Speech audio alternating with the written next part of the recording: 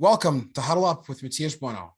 Today's guest is betting and fantasy analyst for TSN Edge, Wesley Cheng. Wesley, welcome, brother. It's so great to have you on the show today. I'm super excited to talk about the life of being a degenerate gambler and how it actually might be a little bit better than people may see from the outside. It's not all losing and heartache. There are opportunities to win, so let's get right into it. Welcome. Thanks for coming on, man. Matthias, thanks for having me, man. Let's get it. Tonight, we got Hamilton versus Ottawa, and I want to get into the nitty-gritty and a bit of a play-by-play of betting for dummies, for lack of a better term. So for people who don't really go into sports betting, we have Hamilton playing Ottawa tonight in the CFL, and Hamilton, I think, from what I've seen from a few lines, are about 10-point favorites, and I'm not sure what the money line is for Hamilton, but in this scenario, how would you approach the spread for tonight's game? And what are some of the key factors you take into consideration when choosing Hamilton or Ottawa for this matchup? Okay, so I'm going to put it right out there. Okay. CFL, unfortunately, is not in the area and realm of expertise that I typically follow. Right now, the lanes I stay in the NFL lane, the NBA lane, do the NBA, MLB stuff. So obviously CFL, you spoke to him before. AK is the guy, but the general principles I think you want to know is any sport that you end up picking. I think the main feedback I always give to people looking to figure out how to make decisions is know what your resources are, right? Everybody has a subset of websites, analysts, or people that they ultimately digest and gather information from. I think it's just having a good diversity of sources where you gather information and use a combination of both qualitative and quantitative things that really help you put together a decision that you think is good. Like obviously sports like MLB, so matchup heavy and dependent. A lot of people love doing super deep dives on numbers, and it actually usually spits out a lot of good data that helps you make good betting decisions. Other sports, which are more dynamic, it's a little bit tougher to be able to use strictly quantitative stuff to be able to make those decisions. You have to be able to lean on some of your own kind of eye test qualitative things that you know from being, a longtime sports fan. So I'm not going to speak out of turn.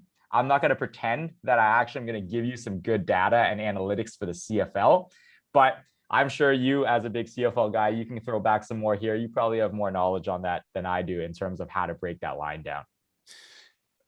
Some of the things I was seeing earlier today from AK as well as DT, they were talking about Hamilton being banged up. They were talking about Ottawa having not a great defense, though, but at the same time, Hamilton and Ottawa being relatively similar with points for. So something like that would come into play. But one interesting matchup in terms of the NFL this weekend that jumped to mind after some news broke was Bears versus Browns in Cleveland on Sunday. Justin Fields was announced as the starter for the Bears this weekend. And before, Cleveland were, I think they were at least 3-point favorites, something along those lines. But now Justin Fields in the mix. How does that change the lines for this matchup in terms of what decisions you would make? Because my gut instinct would be Justin Fields versus the Browns defense has been struggling. He's going to light it up. And if there's any upset you're going to want to bet on this weekend, it's for the Bears to either cover and or Bears on the money line. I think there's a lot of momentum going into this game for the Bears. And I think we all know that, like, momentum in all sports, especially like NFL, has, a very big impact on how the outcome of the game goes. So in this situation, you already mentioned it. We get the announcement, first start, Justin Fields. Baker, arm went limp on that play where he tried to make a tackle on his own interception. So you worried about injury-wise for him. Jarvis Landry, that's obviously a pretty big piece of the offense for them where he's now down, and we're not sure what's the status of him just yet going into Sunday. And then OBJ, we don't even know whether he's going to come back yet. That information hasn't been confirmed. So anytime, this is usually just how I approach a lot of this stuff. Everybody has their own kind of fundamentals that they lean on. Anytime there's all of this ambiguity that's left out there still to be determined, unless you have a very clear lean on where some of that information is going to end up, you have to be able to assess whether or not you are, it's like an information play. Are you ahead of the market in terms of knowing what's going to happen? Is this person going to be healthy or not healthy? Or do you actually feel like the line already bakes that in, and then you're actually working with outdated information? So this type of situation where you mentioned all those details with, Fields coming in, having his first start, you have to make the assessment and evaluate whether or not all the news that will roll out ahead of the game, do you feel that it's leaning you in the direction that you want to take the points with the Bears and, take +7 where it is right now? Is there enough negative things with the Cleveland Browns that maybe are like, all right, well, you know what, this might not be a good spot for them? My thinking at the end of the day is like, Browns are a good team, right? So you also have to think, sometimes I say with my old co-host at Yahoo, like sometimes you got to stick with your priors. You have an opinion about a team, and there's all this news that comes up in the middle of a week when it comes to NFL particularly. How much are you going to let all of that immediate news really influence what your previous and prior ideas are of that team that you already have going into that week? It's balancing the two. I think ultimately that's what the best people in the world probably do when it comes to sports betting. Because that matchup in particular definitely raises a lot of red flags for me when I think of betting from a money line or from a spread perspective, because you mentioned the Browns are still a good team. I had them beating Houston on the weekend, and what was happening? Houston was up 14-7, and I was sweating like a madman. But I was like, hey, you know what? It's a long game. There's still tons of time left to go. And even if Baker is out, I would still lean on Cleveland being able to overpower Houston, because Nick Chubb and Kareem Hunt are way better in the run game than Houston's defense can hold up. So eventually it's porous enough that Cleveland can overpower them, which is what ended up happening, as we saw later in the game. And obviously there's other maybe instinctual things that come to mind. For example, when Cody Fajardo was questionable for the game against the Argos, my first thinking, I was speaking to a gentleman at the 7-Eleven. He was saying, oh, there's no way that the Riders are going to win, because who knows if Fajardo's going to play. I'm like, well, the game's happening tonight. I haven't heard anything saying that he's for sure going to be out. Saskatchewan are playing at home after losing 2 embarrassing games to the team they hate the most in the CFL. They're going to be pissed off. They're going to put Cody Fajardo out there if they have to inject stem cells into his arm in order for him to play. So there's no way that he's going to sit on the bench. And if he plays, they're going to be angry and they're going to win tonight. And they did. So sometimes those things, like you mentioned, you have to go with the prior. And I think that's a great point, because if you start to sway your opinion way too much, then you're just going to play mind games with yourself, and that's going to send you for a loop.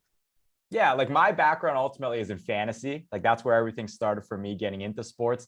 Daily fantasy has obviously become something that's really emerged.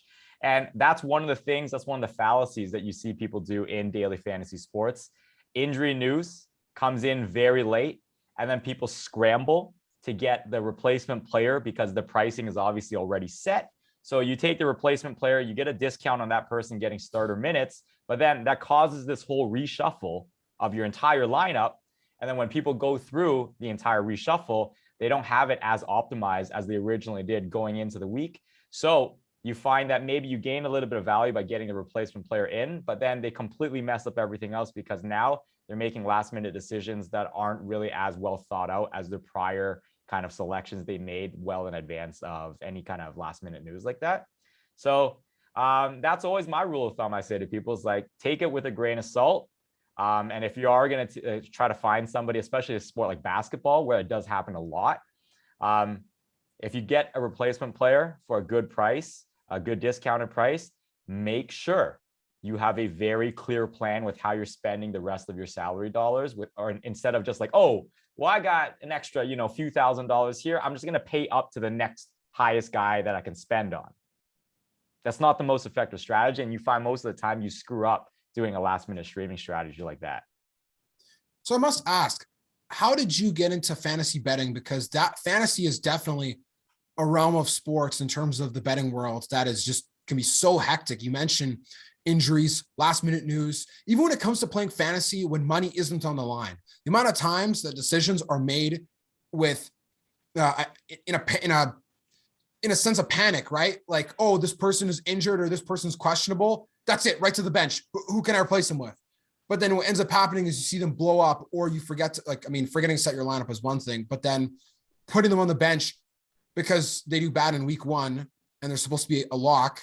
And then you keep them on the bench because you think they're going to repeat, and then they blow up, and then you're just switching back and forth. Those things are crazy. So talk a bit about how you dove into the world of fantasy betting and what really intrigues you from being involved with it? It's, if you ever listen to Bill Simmons, you listen to any of these other guys who talk about like fantasy back when it was on newspaper box scores and they're like pen and paper writing everything in. I'm not that old, but when the internet really started having all these websites like Yahoo, ESPN start to really put together these fantasy platforms, I was one of the people probably pretty early on, early adopter, who just happened to get into it. I was in high school, you know what I mean? And I was just doing it for fun. It was just something to do with our friends. But just over time, it's like anything. Like I'm actually like a big time video gaming guy. Like I'm a gamer first. So to me, this was just a marriage of those two things where you're playing a game, but also combining it with your love of sports. And just over time, reps, man. I've been doing this for probably 20 years, man. It's kind of nuts. So because of that, just you're familiar with how it all works. I told you, like, I happen to have a business background as well. So some of the financial modeling stuff, some of the number stuff, that's just something that's been ingrained with me because of my past profession. So all of that combined just allows me to get a better feel for the numbers and how it all kind of gets all put in, how it all gets spit out. And then you combine that with ultimately what you have as a sports fan, right? We all watch games. We all watch the sports that we like. And at the end of the day, a lot of those observations that we take from our own fandom, watching the games, you combine that with some of the quantitative stuff that you have through fantasy sports. And that's how you go about making your best decisions. But there's definitely no perfect formula, I think, when it comes to fantasy, when it comes to betting stuff. Like I mentioned to you right off the top, I think the key to all this stuff is being able to find what your sweet spot is in between packaging quantitative sources of information online and then managing that with some of your own qualitative analysis that you have of the specific sport that you want to be betting or playing in. Is there one sport in particular that is harder to bet on than others? Or what is your experience with comparing the betting experience in one sport or league versus another? Because obviously, if you ever go on those apps that have tons of ads or websites, you can bet on junior girls, ping pong in Russia if you really go down a rabbit hole. But most people would stick to the Major Four or Formula One or like any of the things that are slightly on the outside, or UFC, mostly stuff that stays within North America or maybe Europe, soccer as well. But what's your experience with comparing and contrasting sports in terms of like what is harder to bet on or what isn't? I mean, if you think about it at a very macro level, we're all playing against the house, right? So that's a bunch of actuaries who their job is, as mathematicians, super heavy numbers people, to try to set all of these lines and expectations so that it's dead center 50-50, right? Because for them, it's not about actually trying to get you to lose money or win money. They're trying to maximize the amount of betting volume. That's their goal. They want the line as even as possible. So what you'll find, actually, I think, I'm not going to speak and pretend like I am one of these people, but you have all these people out there who they look for opportunities in a lot of those obscure sports, as you mentioned, because they have more access to information, analytics, or just have a better understanding of the data than some of the actuaries who might be programmed to or responsible for taking care of those sports for whatever agency, whatever firm they do work for. In this case, for myself, I find the NFL is without a doubt the most predictable of all of the big four in terms of like really being able to have like consistent success. That's just been my own experience. And again, it really does lean back on what I said to you prior to. I have a very clear set of sources of information that I use for the NFL. And it's been something that you build over the years. And I'm very comfortable with where I get my information from, combining with my own qualitative research. And so out of all the sports, it just so happens that's the one where I feel the best combination of those two things. But, I would imagine people find hockey is really tough to bet on because it's such a dynamic sport. And, you call it like the instance rate, right? You have 2 goals, 3 goals, and that's the entire game. Basketball, you have 120 points that go in, right? So it's a little bit more cumulative. Whereas I'll pick it even worse, like soccer. Sometimes you get one own goal, stupid bounce off a defender that shouldn't have happened, a dumb penalty in the box, boom, the entire line is effed up, right? Because of that one play. So, football, same thing as basketball. I think it's a little bit more like manageable, whereas like there's more instances. Hockey, soccer, those type of sports, even baseball, like DFS baseball is nuts to me. Every time you're trying to pick like who's the one guy who's just gonna catch that barrel and who's gonna get that home run. That's all that's pretty much the name of the game when it comes to DFS baseball. How do you know that every single night? How can you say with confidence, oh, I know exactly who's going to hit a home run tonight because of ABC? You don't know that. No one knows that. It's all percentages and probabilities, right?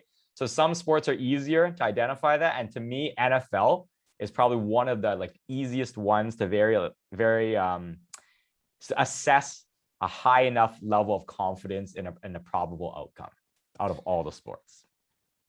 Even though I don't have nearly as much betting experience as you do, I would probably be able to guess that you're in the right ballpark, because even just at an objective glance, when I look at the lines or the odds for MLB or NHL, even sometimes basketball, because there's so many games that there's going to be nights where a really bad team finally have their day and they win, or they beat the spread, or someone goes off, or LeBron goes cold, or whatever. Whereas in the NFL, not that that doesn't happen, because clearly it does. You look at what happened in Green Bay in week 1. I bet you nobody saw that coming. Mind you, people knew before that they were going to play in Jacksonville, and they knew that Green Bay doesn't have a good record in Florida, and that Aaron Rodgers struggles in the heat. So they also could have taken that to their advantage and implemented that into their betting strategy, or also done the same thing and stayed away from the game altogether on their line. Now, mind you, the NFL does have some of those unpredictable games, but you look at the MLB or the NHL, like you just said, the instance rate. There's no way you could predict in hockey. There's so much just random luck, or just random things can happen. Soccer's the same thing. Baseball, it's impossible to predict who's going to get a home run, because any person could get it.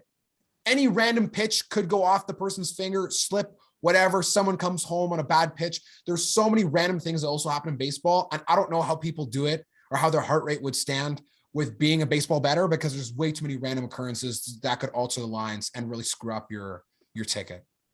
Yeah, like as a general philosophy, anytime people ask me questions about betting, fantasy, I always say this, like, what makes you think anything that's going to happen tonight is absolutely known for certain? No chance. We always forget this. At the end of the day, these guys are all humans too. So just like any other human out there, good things happen to you day to day, bad things happen to you day to day. All sorts of variables can come up in any given day that could alter the outcome of how they perform, how their opponent performs. So the thing I always remind people is, like, anybody who says they know anything for sure in sports, they have a stick up their ass, because that's not true at all. No one knows for sure. It's range of outcomes, likeliness of X, Y, Z happening. You can try to make assessments of that. But when you're asking about like which sports are the most predictable, which are the ones that are easiest to do, well, it really comes down to your knowledge of the kind of the outcomes of those sports and how much you can assign to what you put your money on. But to me, I always remind myself, hey, man, like very much Jon Snow energy, man. You know nothing. We really don't know anything. We just do our best to try to pick like the best side of a coin flip. So when it comes to betting for you personally, are you the kind of bettor that goes all in on ones you feel very confident about? Or are you the kind of person that kind of chips away and throws like small bits here and there, nickel and dime, and will kind of play the fields and see how things go before I really put a lot of confidence into a ticket or into certain results? I think my opinion probably is a little bit different than people who are actually doing it for a living and doing this as a job. That's like their source of income. It's not my source of income. I do this as a commentator. I try to actually like speak about it, talk about the entire industry as a whole and the dynamics of it all. So for me, what I tend to do is that we always joke units. Okay. I'll always have units on pretty much the majority of the bets that I have spoken about or intend to speak about, because I want to have that track record in my own Excels to be able to say, hey, this is what I said out there. This was the result of what happened. I have a written and accountable track record I can hold myself to, so I can see how I'm doing. But when I'm actually in it for the money, like you said, I'm exactly as what you described at the beginning. I absolutely am the type to put all of my eggs in one basket. This is the one that I feel I have the highest confidence rating in. This is the one where, even though all of these kind of picks that I've made are all within the 60 to 40% range, whether it's like good or bad, I'm going to pick and put all my money heavily weighted on the bet that I think I have a 61% confidence rating in. Whereas maybe all the other nickel and dime ones, I'm more closer to 50. Well, I'm not going to put my money on flipping a coin. If I want to do that, I just go to my friend's house and we'll go gamble and do stupid shit like that. But I'm trying to get an edge. Ha ha ha. You know, plug for TSN Edge. I'm trying to get an edge, right? So you put all your money, or this is what I do. I will put a heavier weight of my total number of units that week against the bets where I think I have the most confident information going into that specific decision. That's how I roll.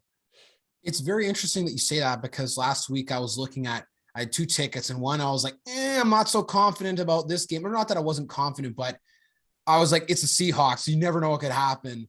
And if that game if it would have went down, then I would have won like $20 or something, because there's a few other games in a parlay. But the other one that I was like, no matter what, I'm confident in this. I don't care if I lose. I ended up winning, and I won way bigger. So it made me feel like, okay, now that you say that, it makes me feel a little more verified. Again, obviously, Jon Snow energy, we know nothing at the end of the day. That's all I know.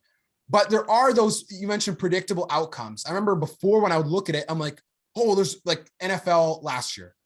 I would look at some weeks and be like, there's no way that Cleveland will beat Dallas in Dallas. Guess what happens? That's the one game they decide to go up 30 points, and then Dallas barely comes crawling back. And I was like Kramer in the episode Seinfeld, where he has a heart attack at when he's looking at the horse racing or whatever. He's like, oh, and his like heart's gonna go, and then he's like really excited. Like, that was literally me following the game. And it made me realize, okay, if you ever see with on the money line 200, don't touch that game with a 50-foot pole. Okay. Never, ever, because that's the game that's going to give you a heart attack. The heart attack of the week in the NFL for a game this week is for sure, without a doubt, Seahawks Vikings. Literally the 2 teams that never play in regular games ever. And for any person to have a heart rate that can withstand the back and forth of that match, I commend you for having the strongest heart of steel of all time, because I don't know if I would even feel confident putting $1 on either team to win, because that game is just going to drive people insane who are betting. Yeah, man.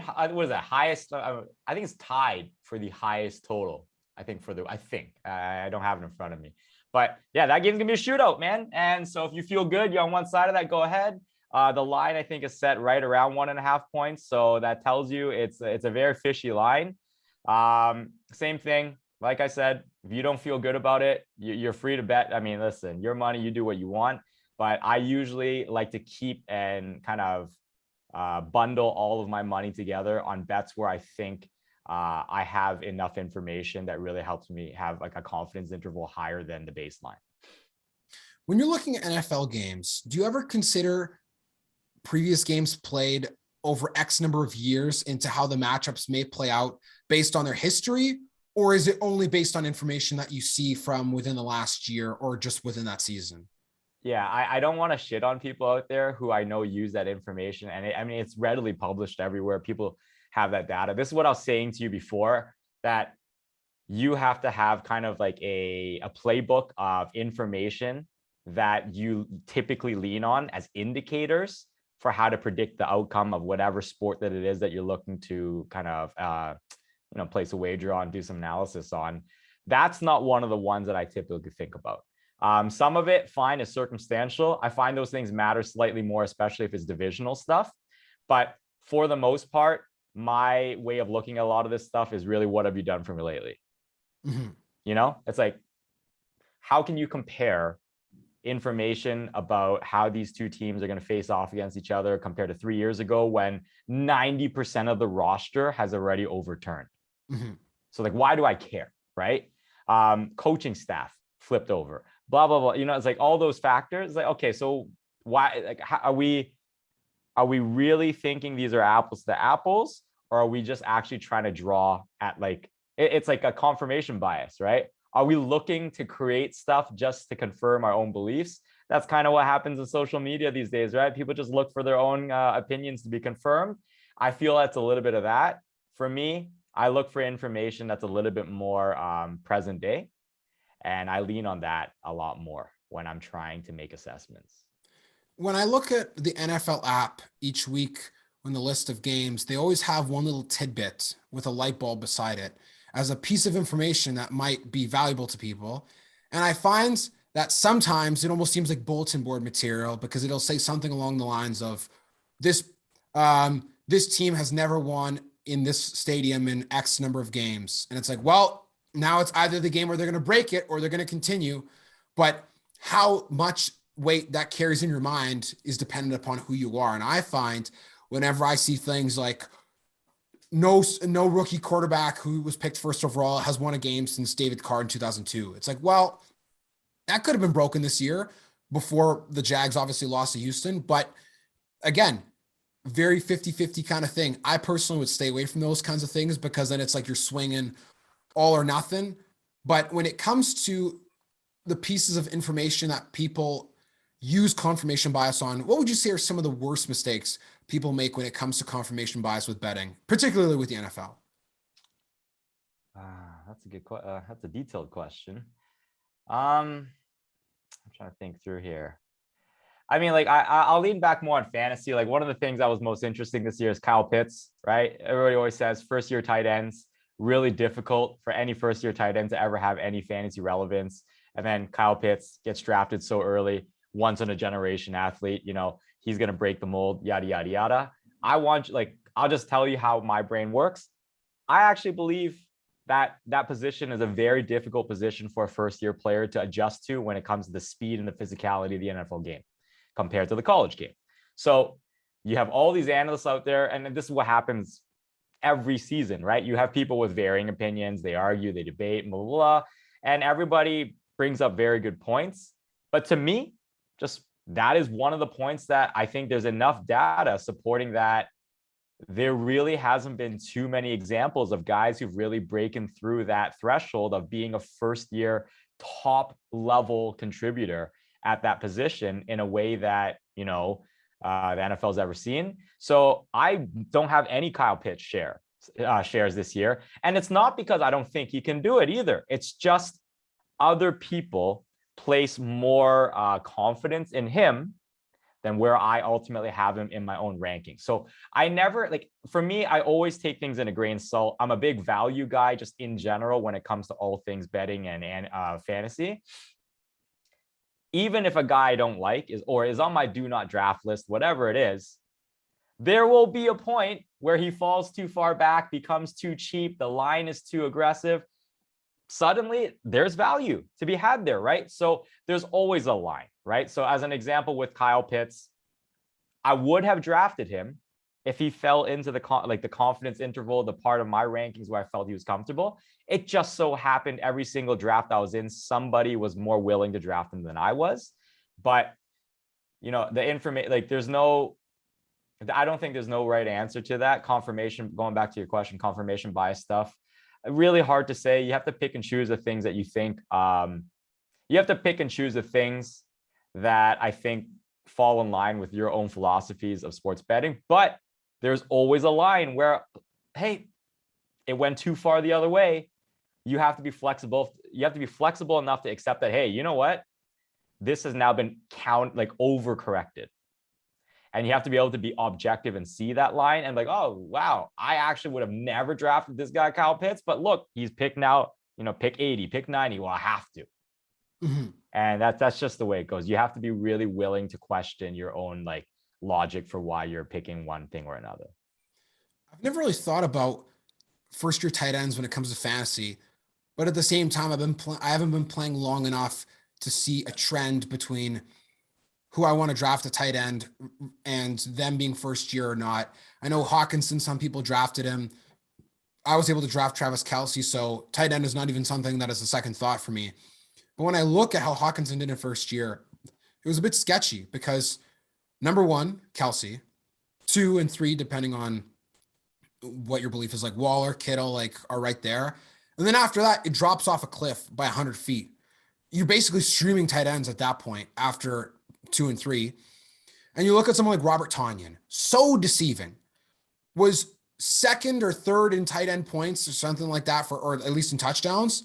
But he would score like 3 touchdowns in one game and then get like 2 catches for 30 yards the next game. Way too sketchy. So now moving a little bit more into fantasy football, what do you think are some of the smart strategies that people usually lean on? Or what are some of the dumb ones? Because some of the ones I've heard are, the guys that's 0 RB, or people that only draft running backs and don't care about receivers. What are some of the pieces of information that compose your philosophy when it comes to drafting in fantasy football? I mean, we'll just stick with tight ends since you mentioned it. I think one of the things that I like to look at, especially that position, is it's so basic, but target share, right? What percentage of passes being thrown by their QB are ending up at them? How many routes are they actually running for pass instead of actually run blocking, pass blocking, whatever it is? That's one indicator. One of the other pieces of information I like to take a deep dive in is seeing what share of third down and red zone plays are given to that tight end in particular. That's usually where you find tight ends get most of their value. You mentioned Tonyan already. His value is getting touchdowns for that offense, right? He's not a yardage monster at all. Mm-hmm. You know, you go elsewhere for that if you're looking for yards specifically, receptions, but he caught a shit ton of touchdowns. That's like last season, as you mentioned. And when you look at the splits in the end, he just constantly, for whatever reason, was one of A-Rod's favorite targets. And so knowing that tight ends get a lot of their value from red zone plays, you have to take a look at that data. You have to see which guys are just consistently being targeted by their QBs. Darren Waller, he's an excellent receiver, but the reason why he's so valuable is because he is the most reliable of Derek Carr's options. So what happens in third down situations, what happens in the red zone is you want to put the ball in the hands of the guy you trust the most. So that's why Darren Waller gets such a value bump, right? So going back to Kyle Pitts, is Matt Ryan from day one going to trust that guy life or death, having never played a single game in the NFL? If for some magical reason the answer is yes, great, good for Kyle Pitts, right? But you and I, you're nodding your head as we speak, and you can see it's pretty hard to make that connection that Matt Ryan, super longtime veteran in the NFL, would be willing to put his entire game on the line to a guy who's played one NFL game, right? He probably has other guys his instinct is to trust more, right? And so tight ends, that's an example. That's one of the strategies I say is very important to take a look at some of the more deeper numbers. Who is being looked at in the red zone more than others? What type of target shares are they looking at in those type of situations on their own team? And I think tight end can be a sketchy position to draft that, because unless you're willing to go all in on one of the top 3, then you're kind of left to using a little bit more of the analytical data. Because sometimes I don't know if people really factor into their decision to draft a tight end. Well, what's their target share percentage, or how often are they targeted in the red zone, or how many years have they been on the team?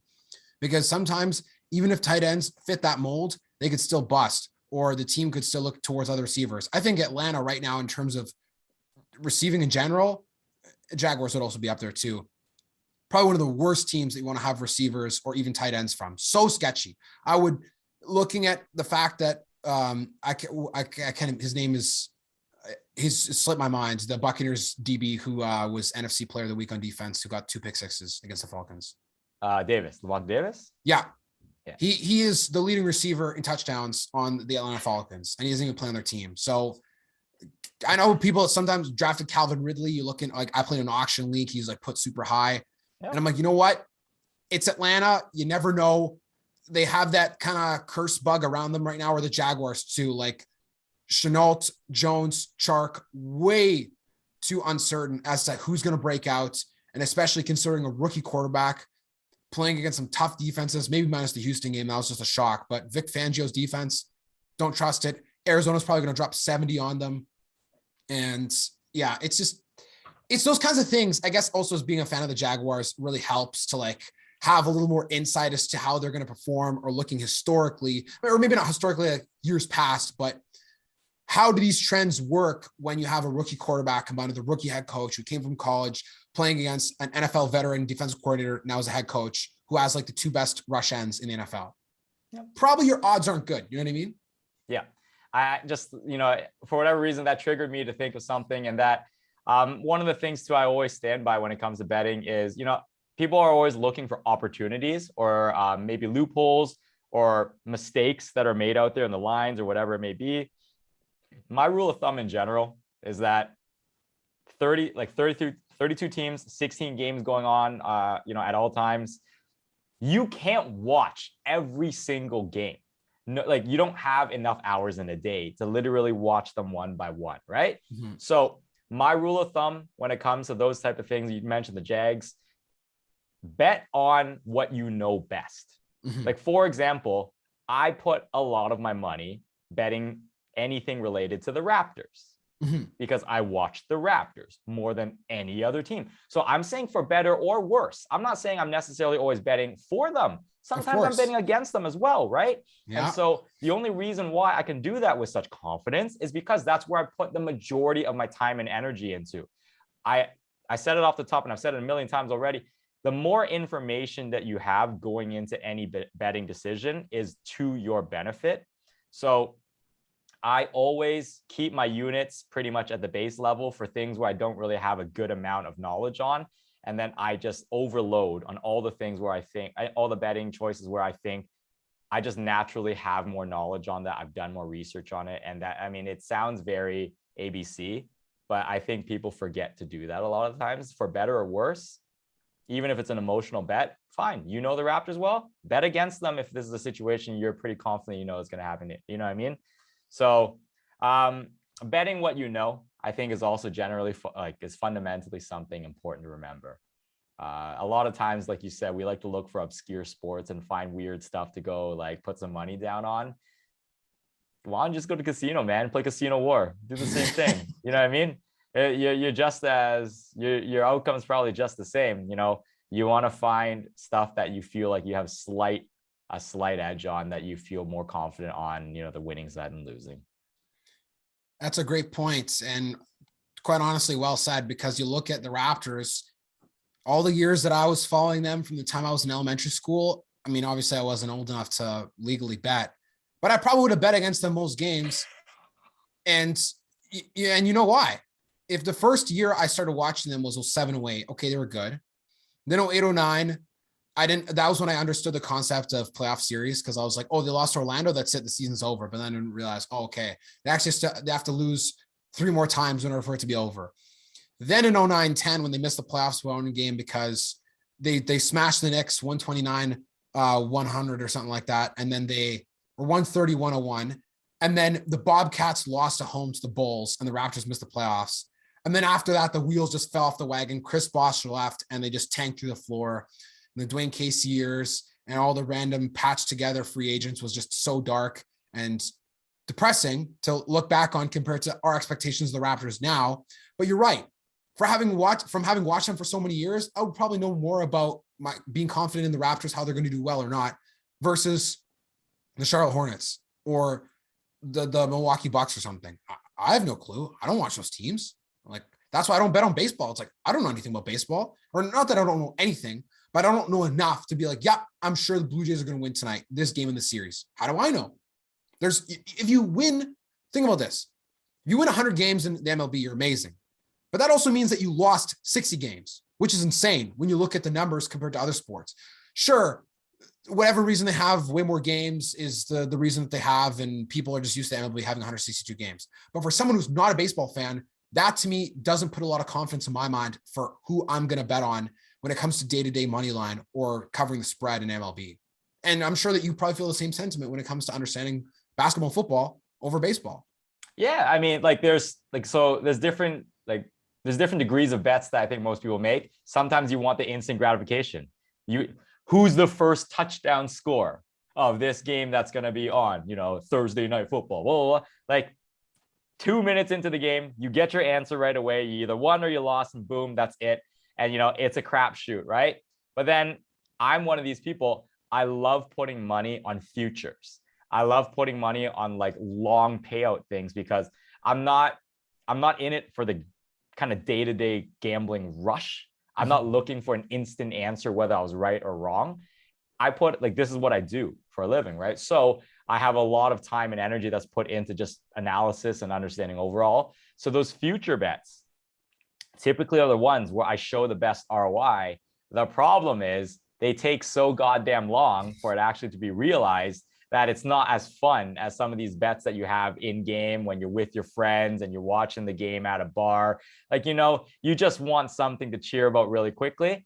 But the reality is the ones that I have the most success with is without a doubt the ones that involve the most kind of the largest sample size of information to kind of make a betting decision on.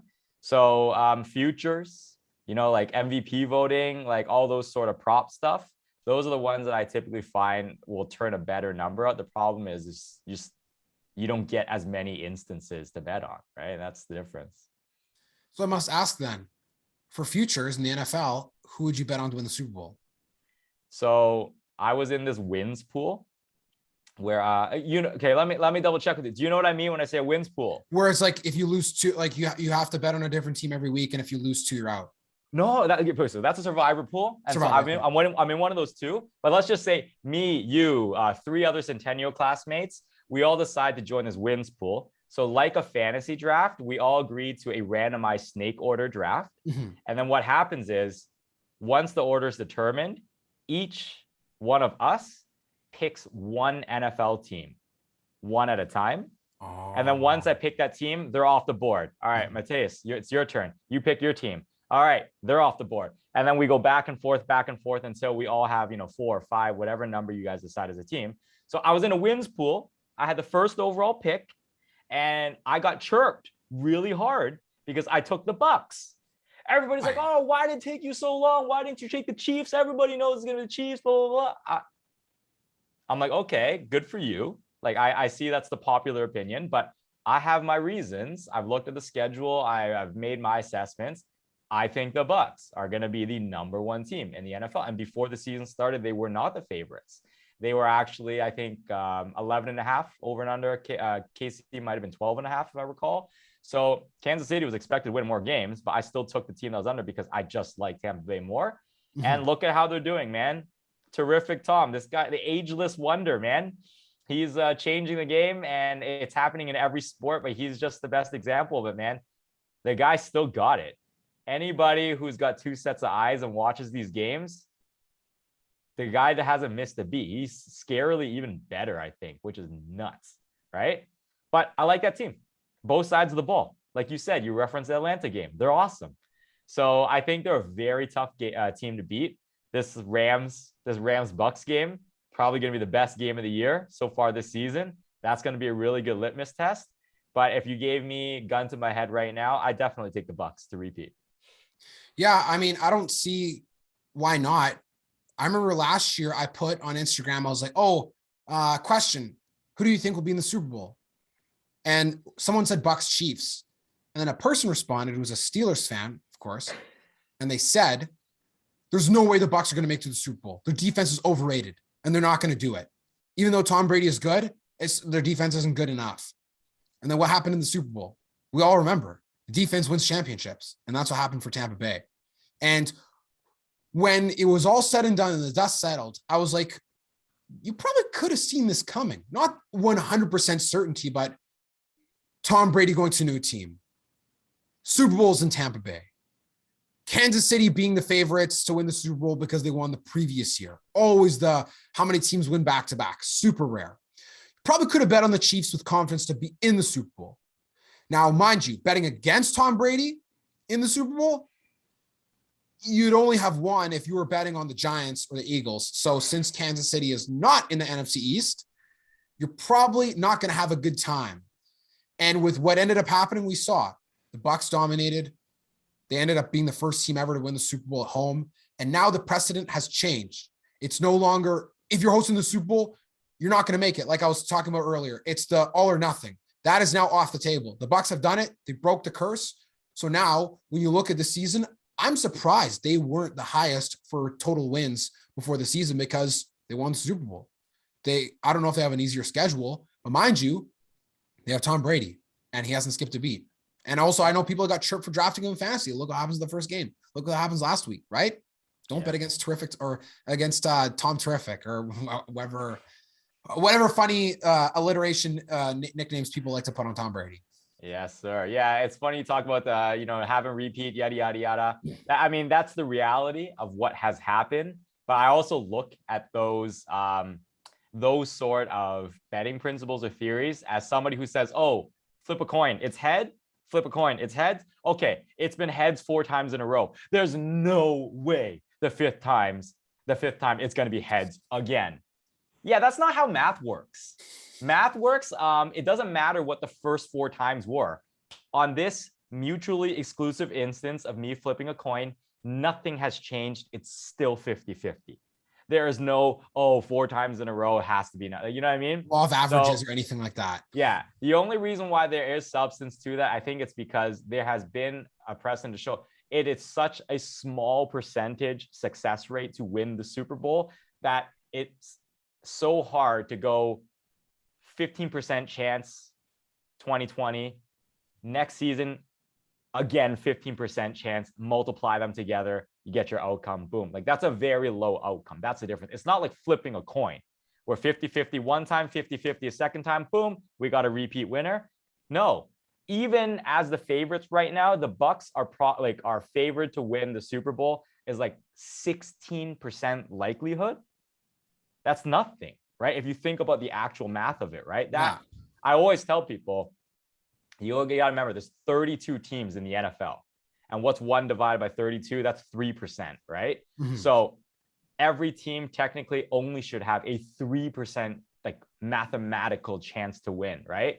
So it's not like, oh yeah, Tampa is so good. They got like at least a 50% chance to be Super Bowl champs again. It is not that high. So that's why it's so tough to have a repeat. Now, they, in my opinion, are the most likely team to win the Super Bowl this year. But as I mentioned, with a 16% probability, that means 84% of the time they're not going to get it. Yeah, and that's what it means, right? That's so higher. Like if you ask me to say, hey, would you put money on the Bucks repeating? I'd say you got to tell me what the odds are, because 84% of the time right now, that's what the math is saying, it's not going to happen. So you better make it worth my while. Yeah, that's an excellent point. You know, so if you ask me, I'll still take the Bucks. The odds just have to be good enough that I'd be willing to dabble. Yeah, it is a very difficult thing when it comes to betting on the Super Bowl winner, because you always see that team, or I guess where my mind goes, I see the team with the highest odds. I'm like, okay, this is just really, really early. What are the chances that everything falls in their favor again? Or even not again, but like just in the first place? Like, what were the chances? I felt the Buccaneers had some way, somehow they were going to snake into the Super Bowl. I had some strange feeling. It's Tom Brady. He's on a new team. Even though they look kind of like so-so, he's going to get pissed off at some point or another, and he's going to turn it on. But again, that's qualitative. You can't really quantify that because Tom Brady had certain things that were immeasurable when he got drafted in the first place. 199th overall. No one thought he was going to become the player he did. And he has, right? So again, that's just another example of you don't know. Tom Brady has proved everybody wrong. I've said this to you earlier, man. These guys, at the end of the day, they're all humans. Humans are unpredictable, man. Anybody who says that they can know with confidence what's going to happen ahead of time, they don't. They're Jon Snow, man. They don't know shit. Well, Wesley, we're getting towards the end of our time on today's episode. So I want to ask you a few quick wrap-up questions, have a little bit more fun before we part for today. Let's do it. Most overrated sports movie of all time? Oh no. Overrated. Oh, shoot. Man, I'm gonna shit on a movie. This is not good. Let me think this through. Overrated sports movie. You know, just let me do it. Let me do it the other way, just because it's easier for me. I can't think of it on the underrated movie. Any Given Sunday. I love that movie. Very underrated. I don't think it usually gets put up there. I love that one. Okay. For overrated, let's narrow it down. Like which sport have you seen the most movies in? Have you like basketball? I find the football, there's a lot of good movies out there. Basketball, there's been some other good ones. It just, you know what, man, my brain's not functioning today for some reason. I can't think of all these movies, best sports movies out there. I gotta hit the command tab here quickly for you. Sports movies, the most overrated ones that I've seen. It's got to be this new Space Jam, right? That I would guess. I would guess that's probably the most overrated of all time, considering how good the first one was. So it's kind of tough shoes to fill. Who is the GOAT in the NBA? Do you take LeBron or do you take Michael Jordan? I'm an MJ guy. MJ? All right. Oh, honestly, I don't think any person I've met who lived during the time that MJ played says LeBron. Like, I don't know how many people I've met who say, "Oh, I lived through the time MJ played, and I'd take LeBron." Here's my here's like my tidbit I always add to this conversation. During MJ's time, what the feeling was is that everyone else in the NBA, whoever you even consider the second best player in the NBA at that time was, everyone bowed down to him. In this era, you don't have that same energy. LeBron is the best, without a doubt. Everyone knows that, but people don't publicly like show him the same respect that MJ commanded amongst his own peers. That is the feeling that I remember. And maybe it's because I was younger, it just felt that way. Everyone acknowledged he was the best. Whereas in this era, some people are not willing to say LeBron's better than them. And I'm not going to mention who those people are, but you know what I mean. Some people are not willing to. And that you did not have that during Jordan's time. Yeah, you can't really argue with that, honestly. I mean, from watching Last Dance, like I didn't live during that era because I was born after they won in 96. So it wasn't something I grew up with in childhood. But one person I did grow up with in childhood was Kobe Bryant. I remember people saying he's overrated or he's not as good or whatever argument they put forth. I'm like, did you watch him play? Did you watch him play against LeBron?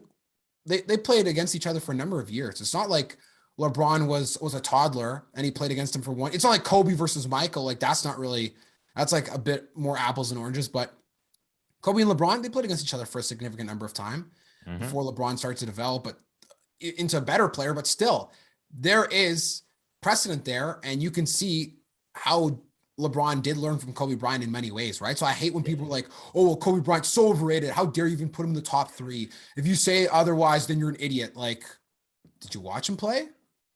Not to say that you're wrong entirely, but actually watching them is a little different than looking at remnants of the past, I think. So that's why I can't really give as fair of an assessment on Michael Jordan versus LeBron as maybe you would, even though I would probably side with MJ just based on the things I've seen. But at the same time, it's like, there's no denying LeBron's the best now. Like no one's better than him in the league, right?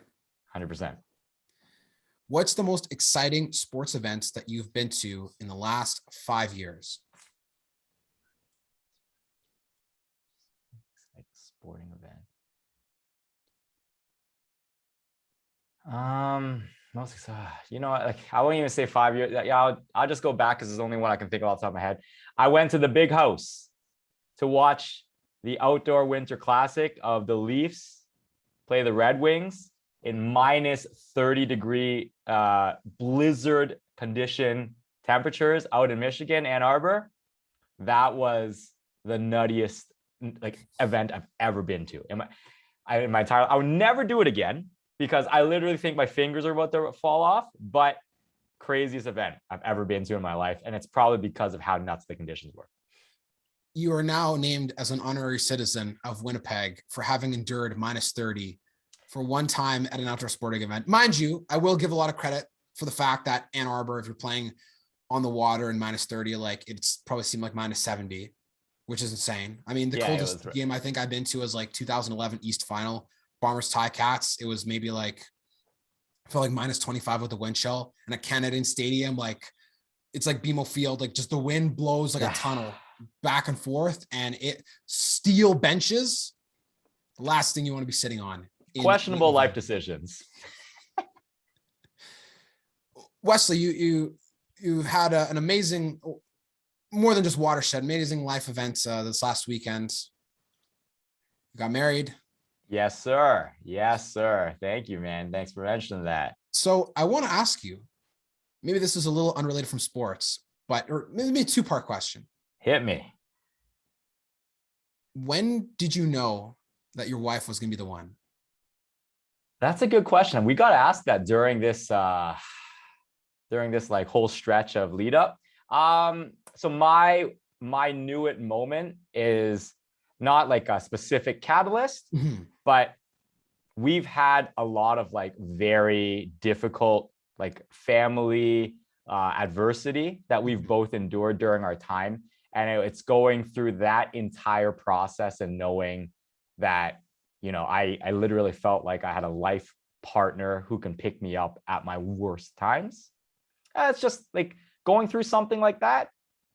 It gives you that perspective that, you know, in the worst of times, you can get through it together. You know, how hard can married life be? And the second part of that question is, when did you first realize that you loved her? Probably pretty early on, man. If Joe was here listening right now, I'd give her the nice complimentary answer as well. Not too long after we met, man. Very quickly, I think I had a good feeling that we're gonna tie the knot. And yeah, like you said, this past weekend, man, we finally got the deed done. So I'm a happy man.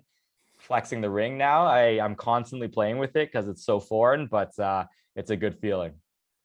That's excellent. And again, a big congratulations to your wife. I always love asking people questions about like especially when they first get married and like different things in that realm, because we love being obsessed with sports. But at the end of the day, there was a question I asked of Nabil Kareem when I had him on. I asked him, was like, what's your favorite part about being a dad? And all of a sudden it's just like, just the setting changes. It's not like, oh man, like, who's going to win the game? It's like, yo, like, forget the game. Like, this is more than a game. And that's why I find that the different kinds of answers that people would get, it's always very fascinating, especially around people who are newlyweds. Like it's definitely a very different feeling, I'm sure.